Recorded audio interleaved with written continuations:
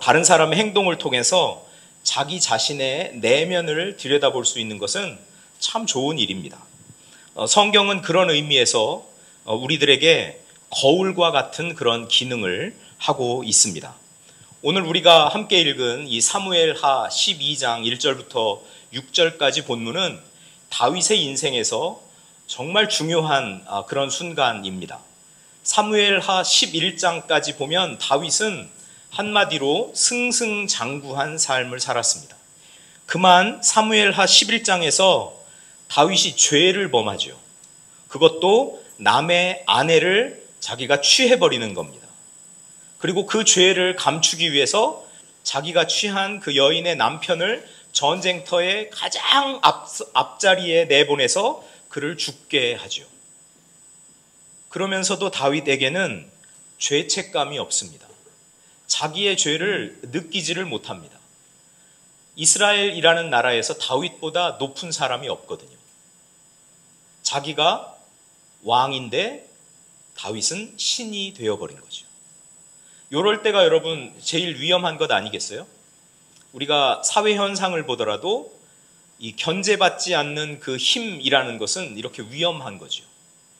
회사를 운영하면서 엄청난 갑질을 하게 되는 거죠.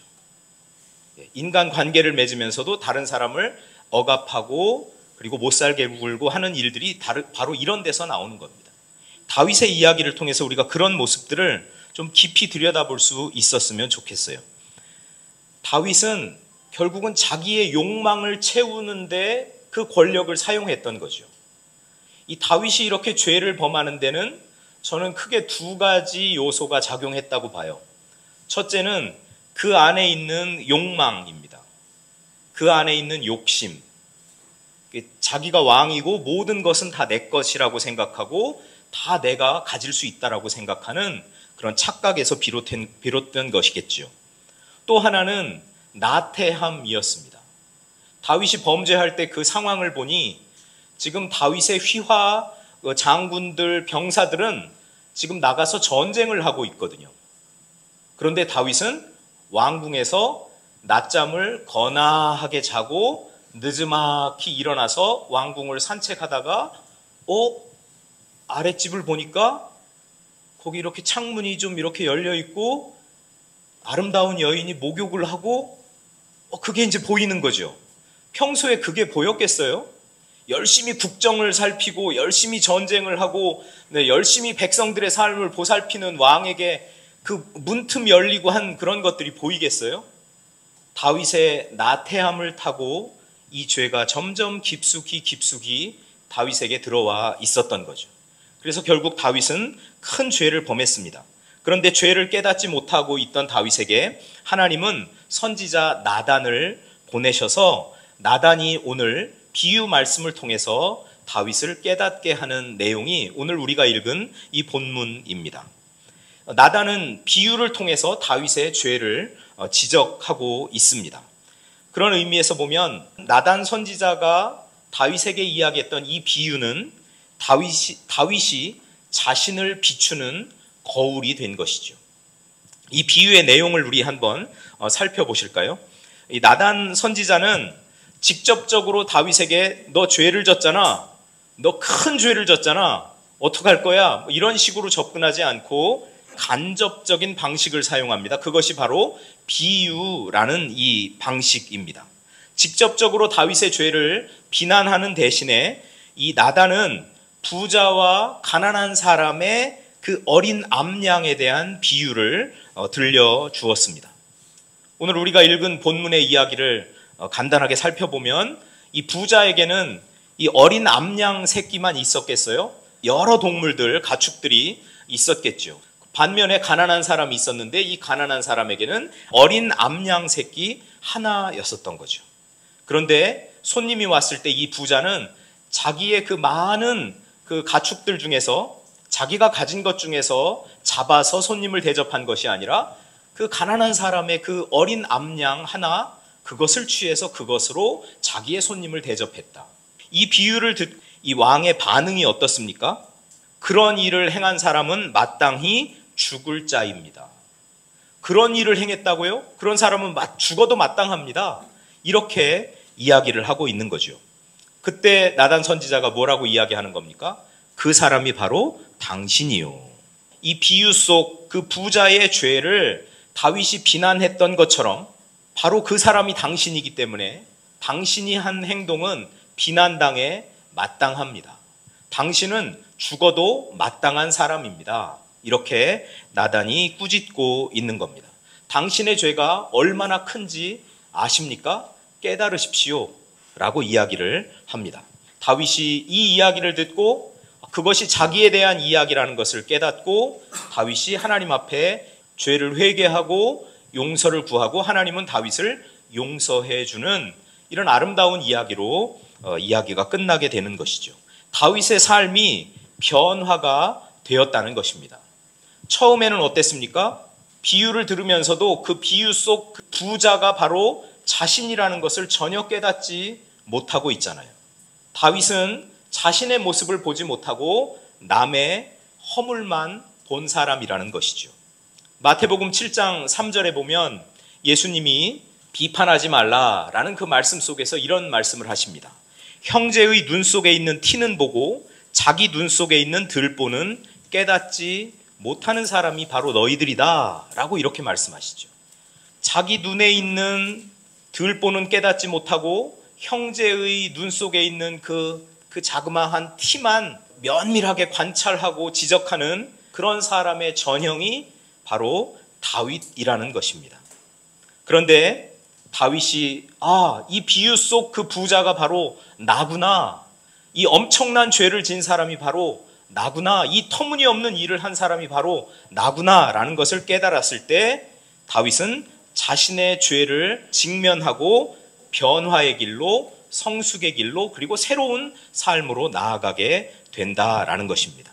오늘 본문에서 조금 더 나아가서 보면 13절에 다윗이 이렇게 고백합니다. 내가 여호와께 죄를 범하였습니다. 그 이야기를 듣고 나단이 하나님 편으로부터 온 이야기를 해주는 거죠. 여호와께서도 당신의 죄를 사하셨습니다.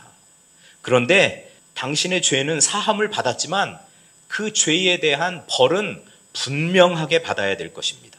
이렇게 이야기합니다. 그리고 이때부터 다윗 인생의 그 온갖 비극이 종합 선물 세트로 그 인생 앞에 펼쳐지게 되는 것이죠. 우리에게 하나님의 말씀은 우리 자신을 비추는 거울입니다. 하나님의 말씀이 우리 자신을 비추는 거울이다라고 이렇게 인정하고 사는 사람들은요, 늘 조심합니다. 늘 자기 성찰을 할 줄 압니다. 자기의 죄를 직면합니다. 내가 얼마나 못난 사람이라는 것, 내가 죄인이라는 것, 내가 연약한 사람이라는 것을 이 하나님의 말씀을 통해서 직면하고 그리고 깨닫고 그리고 변화와 성숙의 길로 나아가게 됩니다. 그런데 신앙생활을 오래 하다 보면 이 모든 일들이 다 익숙해져요. 모든 일들이 다 익숙해지다 보면 자기를 돌아보는 일들을 깜빡할 때가 많아요. 하나님의 말씀을 진중하게 읽을 때 보면 그 안에서 하나님의 말씀이 나를 막 비춰주잖아요. 내 모습을 드러내주잖아요. 식사를 하고 양치를 안 하고 나가면 이 사이에 고춧가루가 끼어 있을 수도 있어요. 근데 거울을 보면 저기 고춧가루가 꼈네. 그러면서 양치를 하고 입을 헹구고 이런 식으로 하면서 깨끗하게 한단 말이죠. 하나님의 말씀이 우리 삶 가운데서 그런 역할을 하는 겁니다. 그리고 하나님의 말씀이 우리에게 경고를 해주는 거죠. 그래서 이 하나님의 말씀을 내 인생에 나를 비추는 거울로 삼고 살아가는 사람이 얼마나 복된지, 그 영혼이 얼마나 성장하고 성숙해 나가는지 우리가 그 말씀을, 그 원리를 좀 깨닫고 살아갈 수 있었으면 좋겠어요. 또 주의 종이 이것으로 경고를 받고 이것을 지킴으로 상이 크니이다. 자기 허물을 능히 깨달을 자 누구리요? 이 사람들은 자기 허물은 쉽게 깨닫지를 못한다는 거예요. 남의 허물은 잘 깨달아요. 다윗처럼요. 그 비유 이야기를 들으면서 그 부자가 바로 자기라는 것은 망각하고, 아니 어떻게 이럴 수가 있냐고, 이런 일을 한 사람은 죽어도 마땅하다고, 그 암양 새끼의 4배, 5배 이렇게 배상해야 되는 것 아니냐고. 여러분, 남의 문제에 대해서는 얼마나 이렇게 정의롭습니까? 남을 심판하는 일에 있어서는 얼마나 공정합니까? 그런데 사람들은 자기 허물을 돌아보고 자기 허물을 고치고 자기 허물을 심판하고 자기 허물을 공정한 눈으로 바라보는 일에는 다 부족한 사람들이다라는 것이요. 자기 허물을 능히 깨달을 자 누구리요? 그러니까 누가 그 허물을 깨닫게 해주어야 된다고요? 하나님의 말씀이. 그래서 하나님의 말씀은 우리에게 자기 자신을 비추는 거울이 되는 것이죠. 여러분, 거울 앞에 서라. 오늘 말씀의 제목입니다. 그냥 단순히 거울을 보라라는 이야기가 아니죠. 이 거울 앞에 서라라는 제목 안에 들어있는 그런 의미들을 우리가 생각해 보면서 우리 삶을 바꿔나가는 저와 여러분이 되었으면 좋겠습니다. 거울 앞에 서라, 즉 하나님의 말씀 앞에 서라는 이야기는 솔직하게 자기 자신을 직면하는 그 순간을 만들어라 라는 겁니다. 우리는 외부의 시선에 너무 이렇게 신경을 많이 쓸 때가 있어요. 위선의 가면을 층층이 쓰고서 살아가는 사람들도 얼마나 많은지 몰라요. 그래서 여러 겹으로 썼던 가면이 있다면 그것도 다 벗고, 그리고 외부의 시선 이런 거에 의식하지 말고 솔직하게 자기 자신을 하나님 말씀 앞에 세우면서 들여다보는 그 순간을 우리가 신앙생활하면서 계속 만들어가야 된다는 겁니다. 이게 없으면 무너지는 겁니다. 이게 없으면 하나님의 사람으로 살아갈 수가 없는 겁니다. 심지어 다윗 왕조차도 이런 큰 죄를 범하게 되었고 결국 그의 인생이 참 험난하게 되었다는 것을 우리가 알게 되죠. 하나님의 말씀은 모든 것을 드러냅니다. 우리의 장점도 드러내고요, 우리의 단점도 드러냅니다. 우리가 잘한 것도 드러내지만 우리의 죄도 드러내고 우리의 허물도 드러냅니다. 거울이 보여주는 그대로 솔직하게, 진솔하게, 그렇게 진실되게 우리 자신을 들여다보는, 직면하는 그 순간을 우리 삶 속에 만들어 가야 될 줄 믿습니다. 거울 앞에 서라라는 이 말은 심판과 성찰의 시간을 가지라는 거예요. 남에 대해서만 심판하지 말고, 남에 대해서만 정죄하지 말고, 남에 대해서만 판단하지 말고 자기 자신의 행동에 대해서, 자기의 삶에 대해서 심판하라. 그리고 그것을 통해서 자신을 성찰하는 시간을 가질 수 있어야 된다라는 것입니다. 나단이 비유를 이야기했을 때요, 다윗이 경험했던 것이 바로 이 감정 아니었을까요? 아, 하나님이 이 말씀으로 나를 심판하고 계시는구나. 네, 그 느낌이 있어야 여러분 자기 삶을 바꾸죠. 늘 잘하는 사람이 어디 있어요? 늘 의롭게 살아가는 사람이 어디 있어요? 늘 칭찬만 듣는 사람이 어디 있어요? 인간이기 때문에, 연약하기 때문에 매번 실수하고 또 죄를 짓고 그런 부족한 모습들이 삶 가운데 나타나는데, 그런데 그 부족한 것, 그 잘못한 것, 또 죄를 지은 것, 그것이 내 눈에는 하나도 보이지 않고 내가 잘못하고 내가 죄를 지은 부분에 대해서 내가 이렇게 하나님 말씀 앞에서 심판받는 그 시간을 만들어내지 못하면 변화가 안 되는 거죠. 다윗은 나단이 이 비유로 한 이 말씀을 통해서 자기를 들여다보게 되었습니다. 그렇게 들여다본 다윗은 의로웠을까요? 의롭지 않았을까요? 그 비유 속의 그 부자는 의로웠을까요? 의롭지 않았을까요? 의롭지 않았어요. 의롭지 않았어요. 자기는 그렇게 많이 가지고 있는데 암양 새끼 하나 달랑 가지고 있는 그 가난한 사람의 그것을 빼앗아서 손님을 대접한다고요? 있을 수도 없는 일이죠. 여러분, 이 가난한 사람의 암양 새끼의 그 가치는 얼마나 될까요? 경제적으로 보면 뭐 그렇게 큰 가치는 아닌 것 같아요. 그러나 오늘 우리가 본문에서 읽었듯이 가난한 사람의 암양 새끼는 자기 딸과 같이 된 존재잖아요. 아주 소중한 존재잖아요. 이 가난한 사람과 정서적인 유대의 관계를 맺고 있는 그런 존재잖아요. 그 가난한 사람의 전부잖아요. 그리고 이 어린 암양 새끼가 자라면 나중에 또 새끼를 낳고 우유도 주고 그 가난한 집을 어쩌면 일으켜 세울 수도 있는 그런 미래의 소망이 담긴 존재잖아요. 그런데 그 부자는 이 엄청난 가치의 어린 암양 새끼를 빼앗아 버린 겁니다.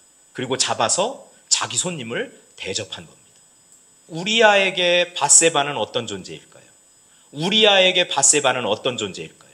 우리아에게는 이 밧세바는 그의 존재의 전부였던 거죠. 다윗은 그것을 빼앗은 겁니다. 그리고 자기의 죄를 감추기 위해서 우리아를 죽여버린 겁니다. 여러분, 이것이 얼마나 큰 죄입니까? 그리고 다윗은 그걸 알았죠. 하나님이 내가 범한 이 큰 죄에 대해서 지금 이 나단 선지자를 통해서 들려주시는 이 비유 말씀을 통해서 나를 심판하고 계시는구나. 그래서 다윗의 그 불의함이 여기서 심판받고, 그리고 하나님의 용서를 받고, 그리고 다시 의롭게 되는 이 과정을 겪게 되는 것이었습니다. 자기의 행동과 자기의 마음을 엄밀하게 하나님의 심판대 앞에 세우는 행위가 바로 거울 앞에 서는 행위입니다. 하나님의 심판대 앞에 날마다 자신을 세우는 이런 값어치 있는 일을 우리 나여지교회 또 함께 예배하는 우리 모두가 정말 시간을 내어서 이런 일을 꼭 해나갈 수 있기를 축복합니다. 자기의 잘못을 이 심판대 앞에 서서 인정하고, 그리고 회개하며 새로운 방향으로 나아가야 할 필요성을 느끼게 되는 거죠. 그때 결단하는 거죠. 내가 이렇게 살면 안 되겠구나. 하나님 죄송합니다. 제가 잘못 살았습니다. 앞으로 이렇게 살겠습니다. 그래서 내가 새로운 삶의 방향으로 나아가겠다고 다짐하고 결단하는 일이 바로 이 하나님의 심판대 앞에 자신을 세울 때 거기서 나타나는 것이다라는 사실입니다. 그리고 이 일을 해야만 결국 그 인생의 변화와 성장이 있는 것입니다. 그래서 거울 앞에 서는 것은 변화를 위한 첫걸음입니다. 그동안 나의 삶을 하나님의 말씀 앞에 좀 세워보십시오. 그리고 거기에서 하나하나 점검을 좀 해보십시오. 내가 잘한 것은 무엇이고 또 잘못한 것은 무엇인가. 그러면서 잘못이 거기서 드러나면 그 잘못을 인정하고 회개하고 변화의 길로 들어서는 저와 여러분이 될 수 있기를 축복합니다. 거울을 보지 않으면 변화할 수 없습니다. 거울을 보지 않으면 내 이 사이에 낀 고춧가루를 정확하게 잡아내서 빼낼 수가 없어요. 거울을 보지 않으면 하나님의 말씀이라는 이 거울 앞에 우리 자신을 세우고 점검받지 않으면 내가 어떤 존재인지, 내가 무슨 잘못을 하고 살아가고 있는지 그것을 제대로 알 수가 없습니다.